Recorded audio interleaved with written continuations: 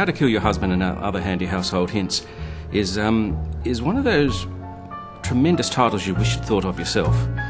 I'm a big fan of titles that make you want a book, and it promises an enormous number of things apart from the nefarious arts of husband killing. What it really promises is an evening of joy. It's quite a in-your-face kind of piece, as you'd expect with Kathy Lette. She creates a world that is fantasy yet recognisable. It's domestic as well as heightened, and I think that that's going to be the thing to really give the show a great dynamic. I do all my research in a very scientific, in-depth fashion, over cappuccinos with girlfriends.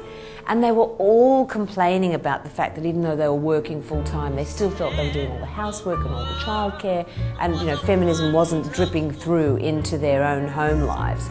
So I started to realise there was a lot of really rich, good material there.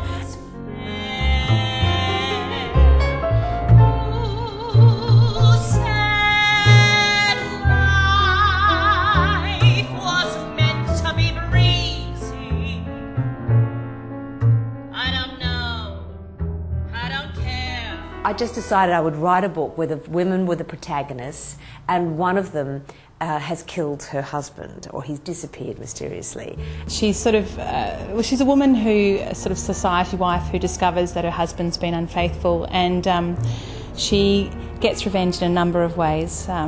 First she has some affairs with some toy boys, and she hires someone to kill her husband. So there's a lot of girl talk, there's a lot of feminism, but sugar-coated with lots of humour. Personally, I love stories, movies, operas which divide the sexes, man against woman, woman against man, in a spirit of fun, because essentially, and we learn this from Shakespeare, Beatrice and Benedict, essentially through conflict comes insight and even love. The creative team around this project, Tim, Richard and Alan, they're all so talented. I'm so flattered that they've chosen my work to turn into an opera. There's such a playful element in Kathy Lette's work that I turned the thing into a type of sardonic, witty cabaret where anything can happen. And then you just let the events of Kathy's novel unfold, and they just seem very natural, because in this weird space, everything happens. There are some quite kind of racy scenes and absurd scenes, including one where one of the tenors has to pretend to be a dog in a rather kind of peculiar sort of sex game with a sex therapist.